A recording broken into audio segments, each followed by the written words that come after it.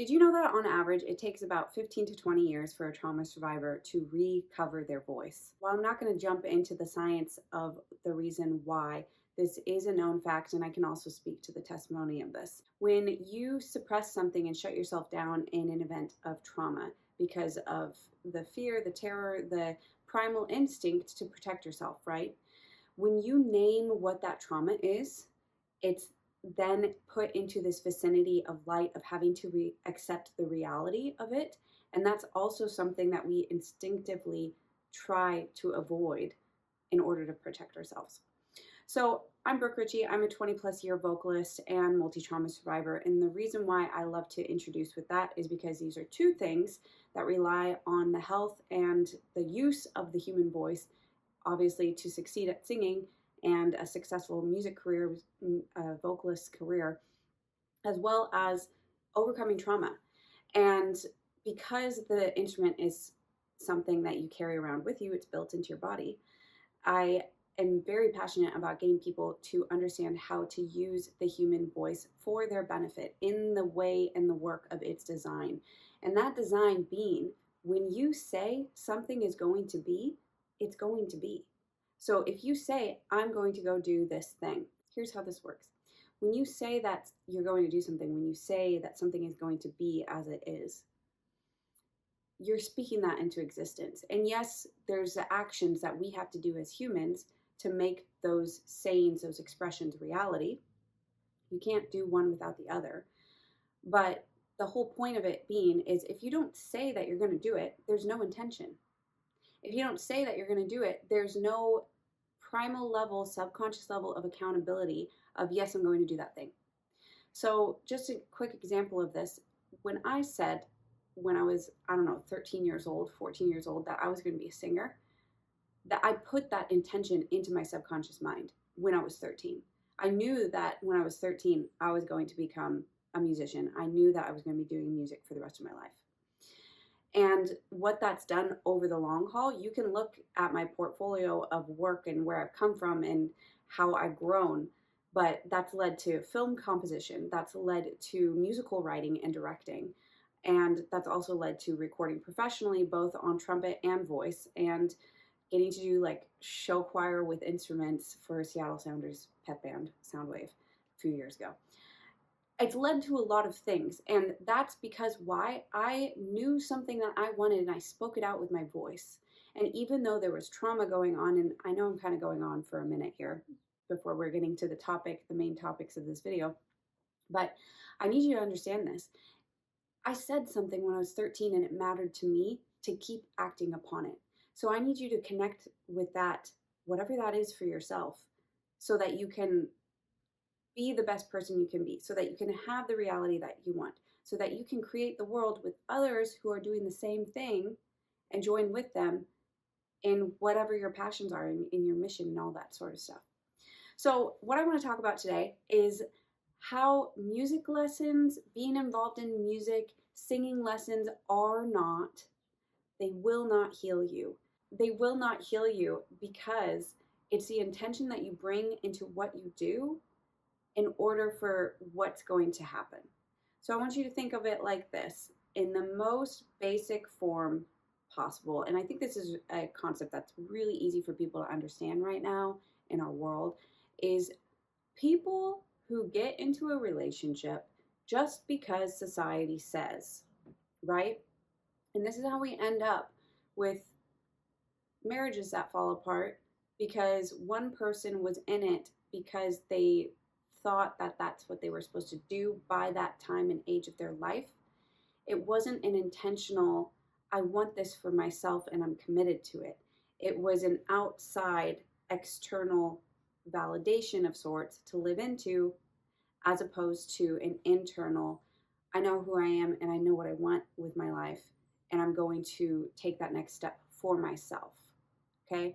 Not for others, for yourself. This is why I'm 33 and I still don't have a ring on it. I've chosen, anyways, that's another thing. I've chosen to take my time.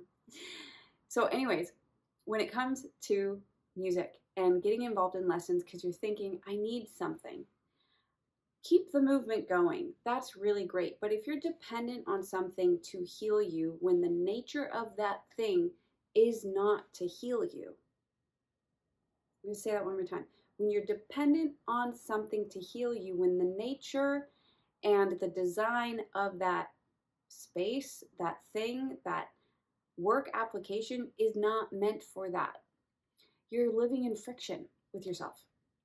So here's what you can do instead is by approaching your healing wherever you're at and still relying on music, but taking the framework of this is a tool that's going to help me, as opposed to if I do this thing, which is really just triggering overwhelm for yourself.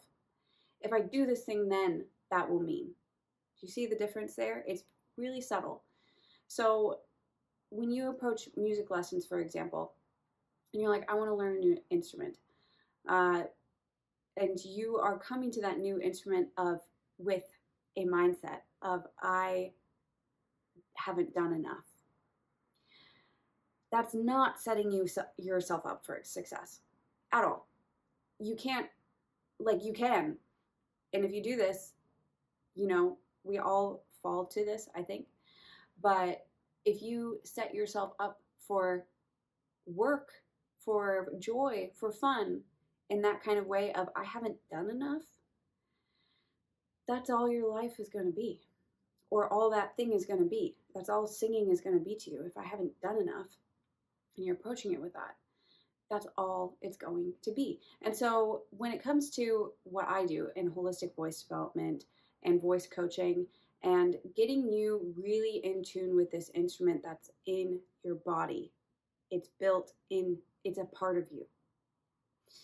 Which is why your words matter so much, because when you say something, when you say, I'm not good enough, your body takes that as fact, even though it's not.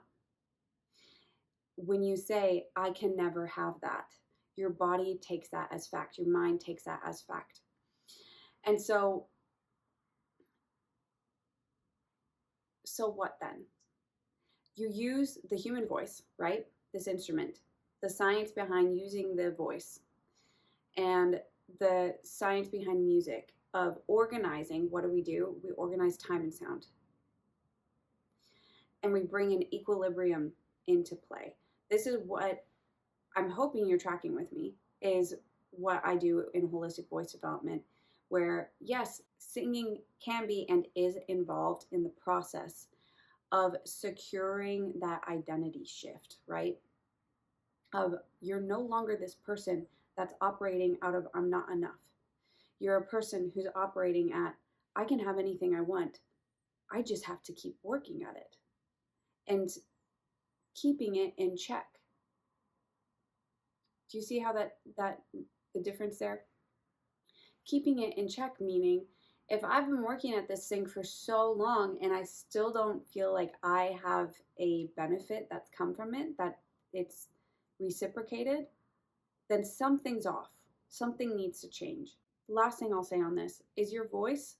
It's your regulator, communicator, navigator.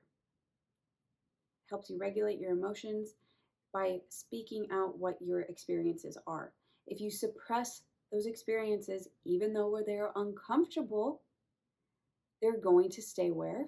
In your system. That's just how we work. That is just how we're wired.